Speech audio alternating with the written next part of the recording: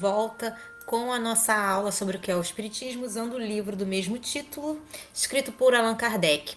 Na aula passada, nós falamos que é errado, né, pensar que para você receber uma comunicação de qualquer espírito, basta ser médium, né?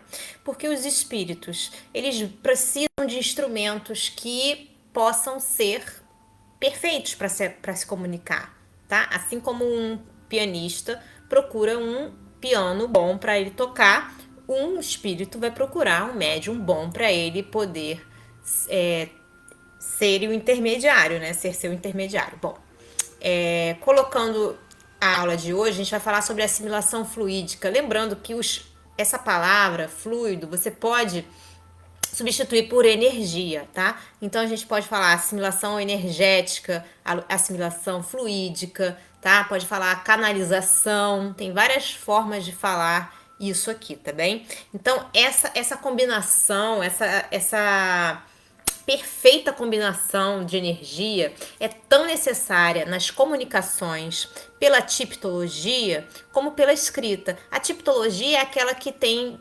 batidas, tá bom? Que você se comunica por batidas. Uma batida quer dizer sim, duas batidas não, etc. E a escrita é psicografia, escrita automática, como você quiser dizer, tá? Visto que, por quê?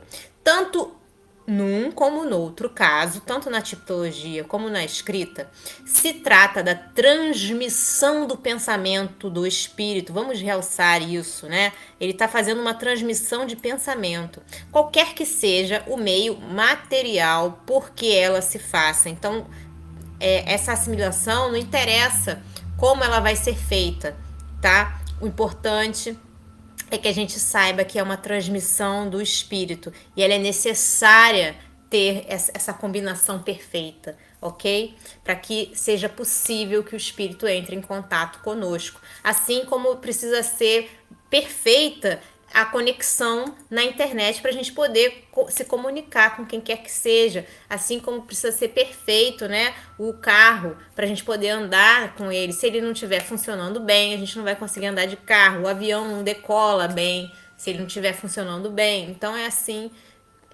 se dá da mesma forma para as comunicações serem efetuadas.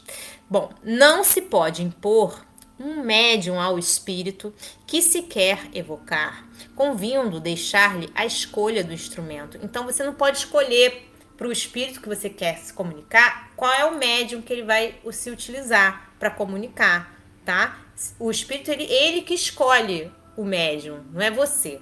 Bom, em todo caso, é necessário que o médium se identifique previamente com o espírito, pelo recolhimento e pela prece, ou mesmo durante alguns minutos, e mesmo muitos dias antes, se for possível, de modo a provocar e ativar a assimilação fluídica. É um meio de se atenuar a dificuldade. Então, você, se tem muita dificuldade, você pode aliviar essa dificuldade, né? Tornar a comunicação mais fácil por esses recursos, né? Recolhimento, prece, meditação, tudo isso que ele está dizendo aqui ajuda a tornar a comunicação mais fácil. Quando as condições fluídicas não são propícias à comunicação direta do espírito ao médium, ela pode fazer-se por intermédio do guia espiritual do médium, tá? Do guia espiritual deste último. Neste caso, o pensamento não vem senão em segunda mão, isto é, depois de haver atravessado dois meios. É aquilo que eu falei no vídeo anterior, tá? Aí tem um intermediário, que é um espírito, para falar pelo espírito que tá querendo se comunicar e não consegue, tá bom? Compreende-se, então, quanto é importante ser o médium bem assistido, tá? É importante que os médiums tenham bons guias. Como que você sabe se é um bom guia? Se o médium for uma pessoa boa, se ele for uma pessoa caridosa, se ele for uma pessoa que não procura receber dinheiro pelo trabalho que ele está fazendo, assistência que ele está fazendo, mediúnica, pelo trato dele com as pessoas, se ele tem vícios, se ele carrega alguma coisa no passado dele, entendeu? Tem que saber se ele é bem assistido. Por quê?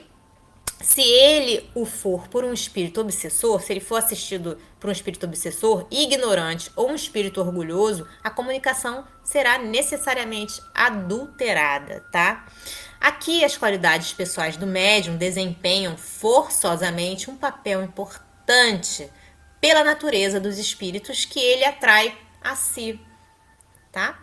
Os mais indignos médiuns podem possuir poderosas faculdades, porém, os mais seguros são os que a esse poder reúnem as melhores simpatias no mundo espiritual.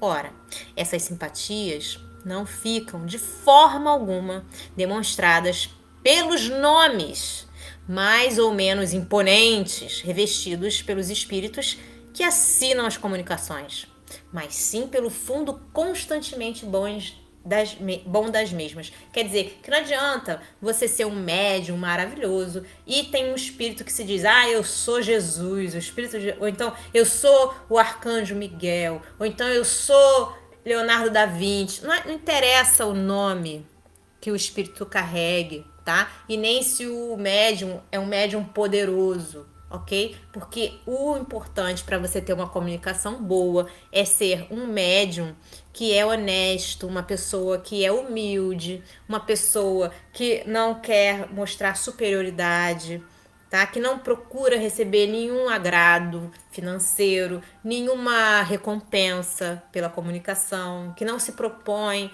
a matar a curiosidade das pessoas, tá bem? E assim por diante, ok?